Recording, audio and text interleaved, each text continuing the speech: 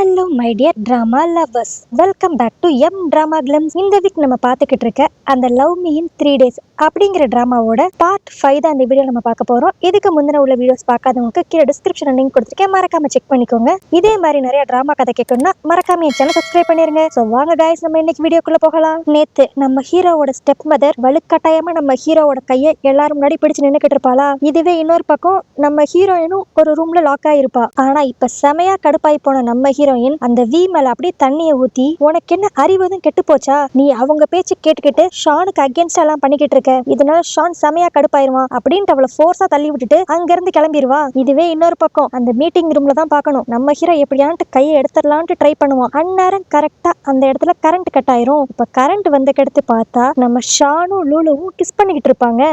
So எப்படியோ நல்ல வேலையா நம்ம ஹீரோ மாட்டிக்காம தப்பிச்சிருவான். இப்ப அப்படியே உடனே நம்ம ஹீரோ அங்க இருக்க எல்லார்கிட்டையும் என்னோட ஸ்டெப் மதர் ஒரு சீக்ரெட் சொல்றேன்னு சொன்னாங்கல்ல, அது வேற ஒண்ணுமே இல்ல, நானும் லூலுவும் சீக்கிரமாவே கல்யாணம் பண்ணிக்க போறோம், அதை பத்தி பேசுறதுக்கு தான் உங்க எல்லாரையும் கூப்பிட்டுருக்காங்க அப்படிங்கிற மாதிரி சொல்லிடுவான். இதுக்கு அந்த லேடி இப்ப அப்படியே செம கடுப்பா, இந்த கல்யாணத்துக்கு நான் ஒத்துக்கவே மாட்டேன், நீ போய் இவ்வளவு கல்யாணம் பண்றதா அப்படிங்கிற மாதிரி கத்திக்கிட்டு இருப்பாளா. அதுக்கு நம்ம ஹீரோ சிம்பிளா, இங்க பாருங்க, கம்பெனில வேணா நீங்க என்ன முடிவு வேணாலும் எடுக்கலாம், ஆனா இது ஏன் லைஃப், நான் தான் முடிவெடுப்பேன் அப்படிங்கிற மாதிரி அங்க இருந்து கிளம்பிடுவான். அடுத்து இந்த ஸ்டெப் மதர் இப்படி டென்ஷன் ஆக்கி விட்டனால ரெண்டு பேரும் கொஞ்ச நேரம் ஜாலியா இருக்கலான்ட்டு மாலுக்கு வருவாங்களா. அந்நேரம் பார்த்து கரெக்டா நம்ம ஹீரோக்கு ஒரு ஃபோன் கால் வரும். அதை அட்டன் பண்றதுக்காக அவன் கொஞ்சம் தள்ளி போயிருவான். அப்போ நம்ம ஹீரோயின் சுத்தி பாத்துக்கிட்டு இருக்கப்ப அங்க ஒரு வெட்டிங் ட்ரெஸ் கடை இருக்குமா. நம்ம ஹீரோயின் அப்படி சந்தோஷமா உள்ள போய் அங்க இருக்க வெட்டிங் ட்ரெஸ் எல்லாம் ட்ரை பண்ணி பாத்துக்கிட்டு இருப்பா.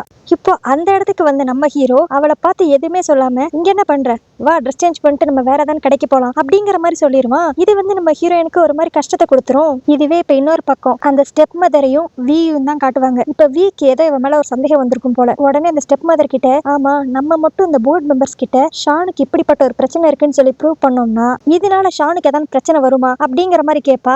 அதுக்கு அந்த ஸ்டெப் மதரும், சேச்சே இதனால அவனுக்கு என்ன பிரச்சனை வரப்போகுது, இப்படிலாம் நம்ம பண்ணாதான் அவனையும் அவளையும் நம்ம பிரிச்சு வைக்க முடியும், அதுக்காக தான் நான் இப்படிலாம் பண்றேன் அப்படிங்கிற மாதிரிலாம் சொல்லி அந்த பொண்ணை ஏமாத்திக்கிட்டு இருப்பா. இப்ப அப்படியே திரும்பி நம்ம லூலுவையும் ஷானையும் தான் காட்டுவாங்க. நம்ம லூலுவா அப்படியே யோசிச்சுட்டே வருவா, இவன் என்ன வெட்டிங் ட்ரெஸ்ஸை பார்த்து எதுவுமே சொல்லல, அப்பனா இவன் சும்மா தான் எல்லாரும் முன்னாடியும் என்ன கல்யாணம் பண்ணிக்க போறேன்னு சொன்னானா, அப்ப அது உண்மை இல்லையா அப்படிங்கிற மாதிரி இவ ஒரு பக்கம் யோசிச்சுக்கிட்டு இருப்பா. இதுவே இன்னொரு பக்கம் நம்ம ஹீரோ, இவன் என்ன வெட்டிங் ட்ரெஸ் ட்ரை பண்ணி பார்த்துக்கிட்டு இருக்கா, நம்ம இவளுக்கு ஸ்பெஷலா ப்ரப்போஸ் பண்ணணும்னு நினைச்சோமே, அதுக்குள்ள இவளே இப்ப வெட்டிங்க்கு ரெடி ஆயிட்டாலே, நம்ம பிளானை எப்படி எக்ஸிக்யூட் பண்றது அப்படிங்கிற மாதிரி இவன் ஒரு பக்கம் இப்படி யோசிச்சுக்கிட்டு இருப்பான். அடுத்து இப்ப வெளியெல்லாம் போய் நல்லா சுத்திட்டு வந்த கடுத்து நம்ம ஹீரோயின் அவளோட ஸ்கூட்டில வீட்டுக்கு வந்துகிட்டு இருப்பாளா. அப்ப நடுவுல இந்த ஜென் இவளை பார்த்து, ஹே கங்க்ராச்சுலேஷன், எங்க அண்ணனுக்கும் உனக்கும் கல்யாணம் ஆக போதாமே அப்படிங்கிற மாதிரி கங்க்ராட்ஸ் பண்ணிக்கிட்டு இருப்பான். ஆனா அதுக்கு நம்ம ஹீரோயின் அப்படி சோகமா, அதெல்லாம் சும்மா போர்டு மெம்பர்ஸ்க்கு முன்னாடி போட்ட நாடகம் அப்படிங்கிற மாதிரி அவ சொல்லுவாளா.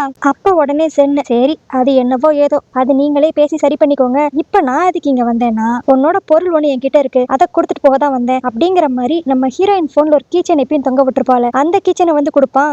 என்னன்னா அன்னைக்கு ஷென் இவளுக்கு ப்ரப்போஸ் பண்றப்ப இவ அந்த பொக்கையை வாங்கிட்டு தெரியாம இந்த கீச்சனை கீழே போட்டு போயிருப்பா போல. அதை இவ ரொம்ப பத்திரமா எடுத்து வச்சுட்டு இப்ப கொடுக்கறக்காக வந்திருப்பான். ஆனா இதை பார்த்து நீ நம்ம ஹீரோயின், இதே நீ என்கிட்டே திரும்பி ரிட்டர்ன் பண்ற, இது என்னதான் இருந்தாலும் உன்னோடது தானே, 5 வருஷத்துக்கு முன்னாடி என்ன காப்பாத்தினப்ப நீ தானே இதை என்கிட்ட கொடுத்த அப்படிங்கிற மாதிரி சொல்லுவாளா. அதுக்கு அந்த ஷென் ஒரு மாதிரி முடிச்சுக்கிட்டு, என்ன நான் ஒன்னு 5 வருஷத்துக்கு முன்னாடி காப்பாத்தினேனா, எனக்கு எதுவும் அப்படிலாம் ஞாபகமே இல்லையே அப்படிங்கிற மாதிரி அவன் சொல்லுவான். அதுக்கு நம்ம ஹீரோயின், ஏன் மறந்துட்டியா, நீ கூட என்ன காப்பாத்திட்டு நான் பயப்படக்கூடாதுன்ட்டு எனக்காக இந்த பாட்டெல்லாம் பாடுனியே அப்படின்ட்டு அந்த பாட்டு பேரெல்லாம் சொல்லுவா. இதை கேட்டுன்னு இந்த ஷென் அப்படியே, இந்த பாட்டு எங்க அண்ணனோட ஃபேவரட் பாட்டாச்சே, இந்த பாட்டு எனக்கு சுத்தமா பாட கூட தெரியாது அப்படிங்கிற மாதிரி சொல்லுவான். அப்புறம் தான் நம்ம ஹீரோயின் எல்லாத்தையும் யோசித்து பாப்பா. ஸ்டார்டிங்ல இவ இந்த ஆக்டர் ஷென்னை பார்த்து, இது நீ எனக்கு கொடுத்த கீச்சேன் அப்படின்னு சொல்றப்ப அவ அதை பார்த்துட்டு, இது என்ன இவ்வளவு கண்டரவியா இருக்கு, இதையா நான் உனக்கு கொடுத்தேன் அப்படிங்கிற மாதிரி கேட்டிருப்பான். இன்னொரு நாள் நம்ம ஹீரோயினுக்காக ஒரு பாட்டு பாடியிருப்பான். அந்த பாட்டு கேட்கிறப்ப நம்ம ஹீரோனோட மைண்ட்ல ஷென் வந்துட்டு போயிருப்பான். அப்பயே நம்ம ஹீரோயின் ரொம்ப கன்ஃபியூஸ் ஆயிருப்பா, என்ன இவன் பாடுற பாட்டு நம்மளுக்கு ஷென் பாடுற மாதிரியே இருக்கு அப்படின்ட்டு. அப்புறம் தான் நம்ம ஹீரோயினுக்கு ஒரு விஷயம் ரியலைஸ் ஆகும், இவனாலதான் இன்னொரு ஆள் மாதிரி மாற முடியுமே, அப்பனா 5 வருஷத்துக்கு முன்னாடி நான் பார்த்தது ஷென் இல்ல, என்னோட ஆள் ஷான் தான் அப்படிங்கிற மாதிரி இப்ப சந்தோஷமா நம்ம ஹீரோவை மீட் பண்றதுக்காக போவா. இப்ப அப்படியே இங்க சீன் கட் பண்ணி 5 வருஷத்துக்கு முன்னாடி என்ன நடந்துச்சுங்கிறதான் காட்டுவாங்க. என்னன்னா நம்ம ஹீரோயின் எங்கேயோ ஒரு இடத்துக்கு ட்ரிப்பு போனப்ப அவ கூட படிக்கிற பசங்க இவளை டீஸ் பண்ணணுங்கிறக்காகவே ஒரு பாலடைஞ்சு போன ட்ரெயின்ல இவளை போட்டு லாக் பண்ணிடுவாங்க. நம்ம ஹீரோயின் அப்ப ரொம்ப சின்ன பொண்ணுங்கிறனால ரொம்ப பயந்து அழுதுகிட்டு இருப்பா. அந்த இடத்துக்கு எதிர்ச்சியா நம்ம ஹீரோ ஷென்னா மாறி போய் வந்திருப்பான். இப்ப நம்ம ஹீரோயின் இப்படி அழுதுகிட்டு இருக்கதை பார்த்தனையும் அங்க இருக்கிற கண்ணாடியெல்லாம் எப்படியோ உடைச்சு நம்ம ஹீரோயினை காப்பாத்திருப்பான். அந்த டைம் நம்ம ஹீரோயின் பயந்துடக்கூடாதுங்கிறக்காக தான் அவன் அந்த பாட்டையும் பாடியிருப்பான். இப்ப காப்பாத்தி வெளியே கூப்பிட்டு வந்த கடுத்தும் நம்ம ஹீரோயின் அதை நினைச்சு அழுதுகிட்டே இருந்திருப்பாளா? சோ அப்பதான் நம்ம ஹீரோ இந்த கீ செயின் அவகிட்ட கொடுத்து, இது எங்க அம்மா எனக்காக கொடுத்தது, இது என் கூடவே இருக்கிறப்ப எனக்கு பயமே தெரியாத மாதிரிதான் இருக்கும், சோ இனிமேல் நீ இதை வச்சுக்கோ அப்படிங்கிற மாதிரி அவளை சமாதானப்படுத்துறதுக்காக அந்த கீ செயினை நம்ம ஹீரோ தான் 5 வருஷத்துக்கு முன்னாடி கொடுத்திருப்பான். அடுத்தபடியே நம்ம ஹீரோ இவ எங்க போகணுங்கிறதுல டீட்டெயிலா விசாரிச்சுட்டு கூடையே நடந்து போய் விடுவானா. அப்ப ரொம்ப டயர்டா இருக்குன்ட்டு 2 பேரும் ஓரமா உட்காந்துருப்பாங்க. அப்படியே நல்லா தூங்கிடுவாங்க. இப்ப அப்படியே அடுத்த நாள் காலையில தான் காட்டுவாங்க. நம்ம ஹீரோ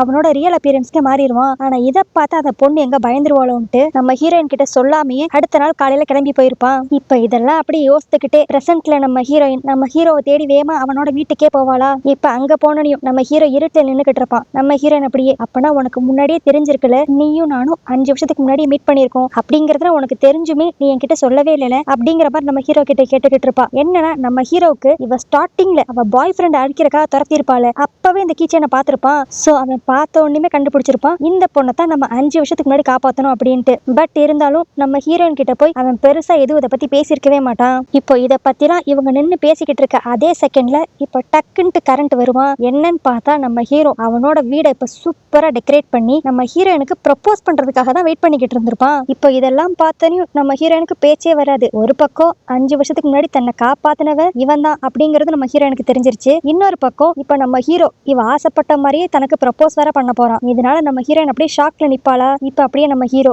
அழகா அப்படியே நீல் டவுன் பண்ணி ஒரு ரிங் எடுத்து காட்டி, என்ன நீ மேரேஜ் பண்ணிக்குவியா அப்படிங்கிற மாதிரி ப்ரப்போஸ் பண்ணிடுவான். இதுக்கு ஆப்வியஸா நம்ம ஹீரோயின் எஸ் தான் சொல்ல போறா. அப்புறம் என்ன, அதே இடத்துல 2 பேரும் ஹக் பண்ணிக்கிட்டு செம ரொமான்டிக்கா இருப்பாங்க. அடுத்தபடியே அடுத்த நாள் நம்ம ஹீரோ கல்யாணத்துக்கு எந்த ரெஸ்டாரண்ட்ல எந்த சாப்பாடு ஆர்டர் பண்ணலாம் அப்படின்ட்டு ஒவ்வொரு சாப்பாடா டேஸ்ட் பண்ணி பார்த்துக்கிட்டு இருப்பானா. இப்ப அந்த இடத்துக்கு அந்த ஸ்டெப் மதர் வருவா. அவ இப்ப அப்படியே ஒரு ஒயின் பாட்டில் உள்ள எடுத்துட்டு வந்துட்டு, இங்க பாரு ஷான், இதுக்கு முன்னாடி நம்மளுக்குள்ள எதுவுமே சரியா போகல, அதெல்லாம் நம்ம மறந்துடலாமே, பாஸ்ட் இஸ் பாஸ்ட், இப்பதான் உனக்கு கல்யாணம் ஆக போதுல, சோ எல்லாத்தையும் மறந்துட்டு நம்ம ஏன் கொஞ்சம் லைட்டா ஒயின் குடிக்க கூடாது அப்படிங்கிற மாதிரி வந்து கேப்பா. ஆனா நம்ம ஹீரோ யோசிப்பான், இவ அவ்வளோலாம் நல்லவ கிடையாது, ஏதோ ஒரு பிளான் வச்சிருக்காளோ அப்படின்ட்டு. இல்ல எனக்கெல்லாம் வேண்டாம் அப்படிங்கிற மாதிரி சொல்லிடுவான். ஆனா அந்த லேடி அப்படியே, இதை நான் உனக்காக செலக்ட் பண்ணல, வீ தான் உனக்காக செலக்ட் பண்ணா, அட்லீஸ்ட் அவளுக்காக நீ இந்த ஒயினையான்ட்டு குடிக்கலாம்ல அப்படிங்கிற மாதிரி இப்ப பிட்ட போட்டு விட்டுருவா. உடனே நம்ம ஹீரோ சரி ஓகே, வீ பேரை வேற சொல்லிட்டா, அட்லீஸ்ட் அவளுக்காக வந்துட்டு இந்த ஒயினை குடிப்போன்ட்டு இப்போ அந்த ஸ்டெப் மதர் கூட உட்காந்து அந்த ஒயினை குடிச்சுக்கிட்டு இருப்பான். அடுத்து இப்போ இந்த ஒயின் எல்லாம் குடிச்சு முடிச்சுட்டு அந்த லேடி இந்த இடத்த விட்டு போறப்ப, இனி நீ தப்பிக்கவே முடியாதுடா அப்படிங்கிற மாதிரி மனசுக்குள்ள நினைச்சுக்குவா.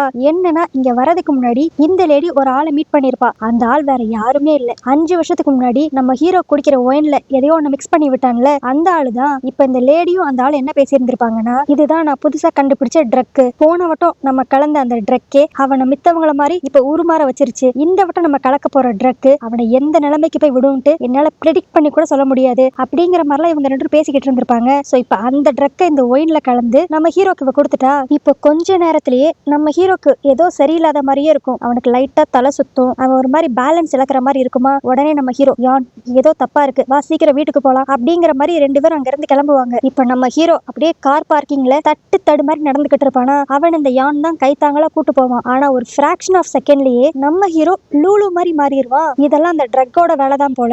இதை வந்து ஓரமா ஒருத்தர் ஒளிஞ்சு நின்று வீடியோ வேற எடுத்து அந்த ஸ்டெப் மதருக்கு அனுப்பிச்சு விட்டுருவான். அடுத்து இப்ப இவங்க 2 பேரும் வீட்டுக்கு வந்துருவாங்களா. நம்ம ஹீரோ அப்படியே உருண்டு போய் கிடப்பான், அவனால சுத்தமா முடியாது. இதை பார்த்து அந்த யான் அப்படியே, சார் நீங்க இங்கேயே இருங்க, நான் எப்படியான்ட்டு ஏதாவது ஒரு டாக்டரை ஹெல்ப் கூட்டு வரேன் அப்படிங்கிற மாதிரி வெளியே போயிருவான். இப்போ கரெக்டா அந்த இடத்துக்கு அந்த ஸ்டெப் மதர் வருவாளா. இவளை பார்த்தனையும் நம்ம ஹீரோ அப்படியே நம்ம லூலு மாதிரி நடிக்க ட்ரை பண்ணுவான். ஐயோ மேடம் நீங்க என்ன இங்க அப்படிங்கிற மாதிரி. அதுக்கு அந்த லேடி, நீ என்கிட்டயே உன் நடிப்பெல்லாம் காட்டாத, நீ ஷானுங்கிறது எனக்கு நல்லாவே தெரியும் அப்படிங்கிற மாதிரிலாம் சொல்லுவா. ஆனாலும் நம்ம ஹீரோ மாட்டிக்க கூடாதுன்ட்டு, நீங்க என்ன வளர்றீங்க, நான் வந்து லூலு அப்படிங்கிற மாதிரி நடிப்பை போடுவான். ஆனா இப்ப அந்த லேடி அப்படியே அவ போன்ல இருக்க வீடியோவை ஓபன் பண்ணி காட்டுவா. அதுல நம்ம ஹீரோ லூலு மாதிரி மாறுறது எல்லாமே தெளிவா ரெக்கார்ட் ஆயிருக்கும். நம்ம ஹீரோவும் எப்படியான்ட்டு அந்த வீடியோவை புடிங்கிடலான்ட்டு ட்ரை பண்ணுவான். ஆனா அவன் ஏற்கனவே ரொம்ப வீக்கா இருக்கிறனால இப்ப கீழே வேற விழுந்துருவானா. அந்த லேடி உடனே நம்ம ஹீரோவோட தலைமுடி அப்படியே பிடிச்சு, இனிமேல் நீ தப்பிக்கவே முடியாது, இந்த வீடியோவை நான் அப்படியே எல்லா போர்டு மெம்பர்ஸ்க்கும் அனுப்பிச்சிருவேன், அதுக்கடுத்து இனிமேல் நீ அந்த கம்பெனி பக்கம் தலை வச்சு கூட படுக்க முடியாது அப்படிங்கிற மாதிரி மிரட்டிக்கிட்டு இருப்பா.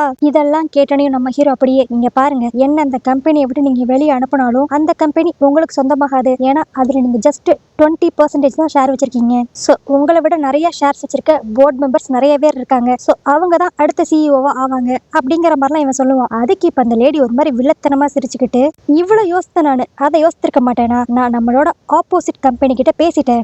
அவன் எப்படியான்ட்டு நம்ம போர்ட் மெம்பர்ஸ் கிட்ட இருக்கிற ஷேர் எல்லாம் ஏமாத்தி அவன் பேருக்கு மாத்திக்குவான். அடுத்து கொஞ்ச நாள்ல அந்த ஷேர்ஸ் என் பேர்ல வந்துரும். சோ இந்த மொத்த கம்பெனிக்குமே நான் ஒரு ஆள் தான் சிஇஓ அப்படிங்கிற மாதிரிலாம் சொல்லுவா. உடனே நம்ம ஹீரோ, நீ என்ன பழி வாங்குறதுக்காகவும் இந்த கம்பெனிக்காகவும் எந்த லெவலுக்கு வேணாலும் போவையா அப்படிங்கிற மாதிரி கேட்பான். அந்த லேடி இப்ப அப்படியே, நான் உன்னை பழி வாங்குறதுக்காக எந்த ரேஞ்சுக்கு வேணாலும் போவேன் அப்படின்ட்டு நம்ம ஹீரோவை அடிக்கலான்ட்டு வருவாளா. இப்ப ஆனா கரெக்டா யாரோ வந்து இவ கைய பிடிச்சிருவாங்க. யாருன்னு பார்த்தா நம்ம ஹீரோ இவளுக்கு பின்னாடி நின்னுகிட்டு இருப்பான். என்னன்னா இவ்வளவு நேரம் இங்க இருந்தது நம்ம ஹீரோ கிடையாது போல, ஒரிஜினலாவே அது லூலு தான் போல. ஆனா இதெல்லாம் பார்த்து அந்த லேடி ஒரு மாதிரி ஷாக் ஆகி, இது எப்படி நடந்துச்சு, நான் தான் தெளிவா பார்த்தேனே, நீ இந்த ஒயினை குடிச்சக்கெடுத்து அப்படியே கொஞ்ச நேரத்துல லூலுவா மாறினியே அப்படிங்கிற மாதிரி கத்திக்கிட்டு இருப்பாளா. இப்போ கரெக்டா அந்த இடத்துக்கு ஜென் வந்துருவான். அவன் வந்து அப்படியே, அம்மா நீங்க என்ன இவ்வளவு கேவலமான வேலையெல்லாம் பாத்துக்கிட்டு இருக்கீங்க, ஷான் என் கூட பிறக்கலனாலுமே நான் என்னைக்குமே அவனை அண்ணனா தான் பாத்திருக்கேன், என்னோட எதிரியா பார்த்ததே கிடையாது, அது மட்டும் இல்லாம இந்த கம்பெனி மேலாம் எனக்கு ஆசை இருந்ததே கிடையாது, ஆனா நீங்க இப்படி பண்ணிக்கிட்டு இருக்கீங்களே அப்படிங்கிற மாதிரிலாம் அவன் திட்ட ஆரம்பிச்சிருவான். அடுத்தபடியே அந்த ரூமுக்கு அந்த வி பொண்ணு யான் எல்லாருமே வந்துருவாங்க. அந்த யான் இவ்வளவு நேரம் இவ பேசினது எல்லாத்தையுமே ரெக்கார்ட் பண்ணி போர்ட் மெம்பர்ஸ் கிட்ட காட்டுறதுக்கு ரெடியா இருப்பான். இன்னொரு பக்கம் இப்ப அந்த வி அப்படியே அந்த லேடி கிட்ட, நான் உங்களை ரொம்ப நம்பினேன், ஆனா நீங்க இது எல்லாமே ஷானை பழிவாங்க தான் பண்றீங்கிறது எனக்கு இன்னைக்குதான் தெரிஞ்சிச்சு, ஏன்னா நீங்களும் அந்த ட்ரக் டீலரும் பேசிக்கிட்டதை நான் கேட்டேன், அதனாலதான் நீங்க கொண்டு போன ஒயினை நானே மாத்தி வச்சுட்டேன் அப்படிங்கிற மாதிரி அந்த வி சொல்லுவா. அது மட்டும் இல்லாம இந்த வி தான் இந்த எல்லா விஷயத்தையுமே நம்ம ஹீரோயின் கிட்ட சொல்லியிருப்பா. சோ அதுக்கடுத்து இவங்க எல்லாரும் சேர்ந்துதான் இப்படி ஒரு நாடகத்தையே நடத்தியிருப்பாங்க. இது தெரிஞ்சோனையும் அந்த லேடி செமையா கடுப்பாவா. ஆனா அப்பயும் நம்ம ஹீரோ, இங்க பாருங்க, நான் உங்களுக்கு ஒரு செகண்ட் சான்ஸ் தரேன், நீங்க பண்ண தப்பெல்லாம் நான் மன்னிக்கணும்னா நீங்களாவே இந்த கம்பெனில இருந்து ரிசைன் பண்ணிட்டு போயிருங்க, இல்லனா இது எல்லாத்தையுமே நான் போலீஸ் கிட்டையும் போர்ட் மெம்பர்ஸ் கிட்டையும் காட்டிடுவேன் அப்படின்ட்டு அந்த வீடியோ காட்டி மிரட்டுவானா.